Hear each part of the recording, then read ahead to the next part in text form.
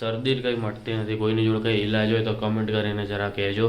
આયુર્વેદિક હોય કે જે બી હોય, દવા કોઈને સજેશન આપી હોય તો દવા નહીં. 5000 નો ખર્ચો એ નહીં. આ માળા શું ગોરસે દેખીએ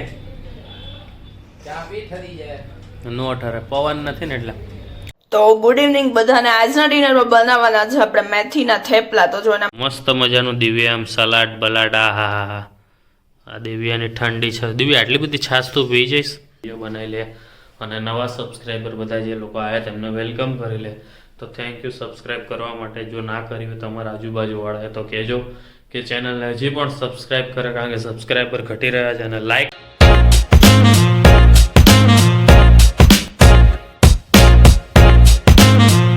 મિત્રો ગુડ મોર્નિંગ અને જય શ્રી કૃષ્ણ. તો નવા દિવસની શરૂઆત આપણે કરી દીધી છે. એક દિવસનો ગેપ લઈ લીધો. ઠંડી બહુ જ હતી એટલે આપણે વ્લોગ તો નહોતો કર્યો. તો બસ કંઈ નહીં, આપણે અત્યારે રેડી થઈ ગયા છે. અને અત્યારના વાતાવરણની વાત કરીએ, હું શિયાળામાં આવી અપડેટ આપતો રહીશ. 14 ડિગ્રી છે એટલે આપણે ટોપી બોપી પહેરી લીધી. હાથના મોજા ડેકીમાં પડ્યા છે, એ પહેરી લેવા પડશે. અને શરદી કંઈ મટતી નથી. કોઈની જોડે કંઈ ઈલાજ હોય તો કમેન્ટ કરીને જરા કહેજો. આયુર્વેદિક હોય કે જે બી હોય, દવા કોઈને સજેશન આપી હોય તો દવા કંઈક સજેશન આપજો, જેથી કરીને શરદી મટી જાય. કારણ કે હવે કંટાળી ગયો. મેં 3-4 દવાની ટ્રાય કરી લીધી છે. નાશ લેવાની ટ્રાય કરી લીધી છે, દવા લગાવવાની ટ્રાય કરી લીધી છે, વિક્સ લગાવવાની ટ્રાય કરી લીધી છે, પણ શરદી મટતી નથી. હવે વાતાવરણની શરદી છે કે ઠંડીના લીધે છે કે કાંઈ ખબર ન પડી. કારણ કે મોઢા સુધી મેં પેલું માસ્ક બાંધેલું હોય, એની ઉપર આ હોય, હાથના મોજા હોય, બધું કમ્પ્લીટ જ હોય, તોય ખબર નહીં શરદી મટતી નથી. હવે જોઈએ શું છે શું નહીં. આગળ હું પાછું આમ બહાર નીકળું ને તો મને શરદી જેવું ના લાગે. જો ગરમી થોડુંક થાય ને આમ ટૂંકમાં ઘરમાં આવીએ કે ઓફિસમાં બેઠા તો ચાલુ થઈ જાય. એટલે બસ કંઈ નહીં, ચલો ફટાફટ હવે આપણે ઓફિસ પહોંચી જઈએ અને મળીએ આપણે ઓફિસ જઈને. બસ જો ઓફિસ પહોંચી ગયા. વાળ થઈ ગયા છે અસ્તવ્યસ્ત. કાર્તિકભાઈ નીચેની સાફ સફાઈ કરતાં કરતાં પહોંચી ગયા. ચા મંગાવી લીધી અમે લોકોએ. હવે ચા પાણી કરી લઈએ. બહારના કામ તો પતાવી દીધા છે હવે, એટલે લગભગ આજે બહાર જવાનું હવે નહીં થાય. તો બસ હવે આપણે પાછું જે કામ હતું યથાવત એ કરવા માંડીએ.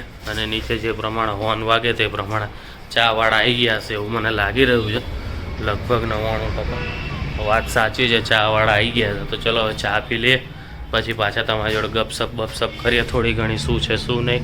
બસ બપોર પડી ગઈ છે. કાર્તિકભાઈ અહીંયા બેઠા હે, ખબર નહીં શું કરસ તું અહીંયા. કામ કર ઉપર, હલલ ન કરે આમાં ભાઈ. દેખાય તો ડિસ્કો કરે છે. આજે કાર્તિકને એક મોબાઈલ રિપેર કરવા જવાનો હતો ને તમે બપોરે દઈ આવ્યા. મૂળ અમે ગયા હતા તો ખાવા નહીં. 5000 નો ખર્ચો એ 6000 કેટલા 6000 નો ખર્ચો કીધો. હવે જોઈએ કાર્તિક શું કરે છે. જુગાડ. હા 6000 માં 16 Pro Max નો મળે. નો મળે એ નવો લઈ લેશું આપણે એમ. પણ તોય 6000 માં લાખ રૂપિયાનો કેમ નથી આવતો કે બે નો નથી આવતો. હું નવો લઈ લેશું એમ કહું. 6000 ખર્ચો નહીં કરવો.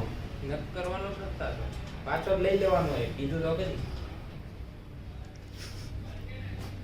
6000 ની હમણાં માણા લાખોનું નુકસાન કરતા જોયું ને આ માણા. શું ગોરસે દેખીએ નો ઠરે, પવન નથી ને એટલે તો આપણે નીચે આવીને પીધી. પવન નો લાગે ઉપર, એકચ્યુઅલીમાં ઠરી જાય. અમારા ગામમાં ઠંડી. ઓહો આવાજ રાત્રે હું તને મૂકવા આવીશ રોડુથી. તો આ માધાપર સુધી હાલ ને. બોલ. તો જોઈએ હવે કાર્તિકભાઈ એવું કીધું આજ રાત્રે આવશે. તારી જોડે જે સાથીદાર હે ને એ ના પાડશે તને.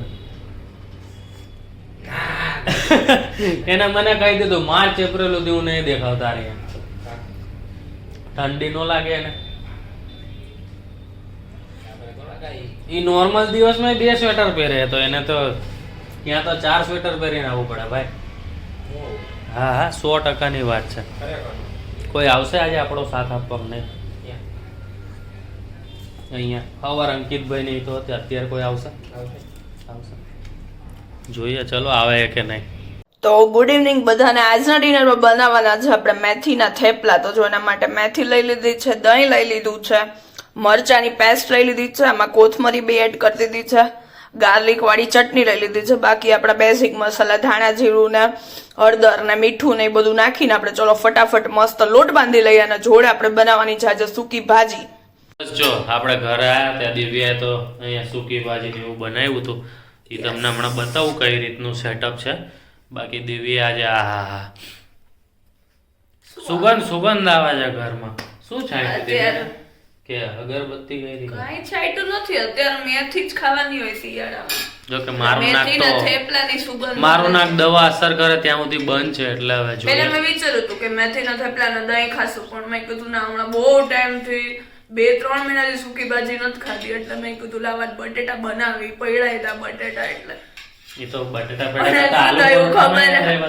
ના આલુ પરોઠાનો યાદ આવ્યા હો કઈક હેલ્ધી કઈ ખાવાનું હોય.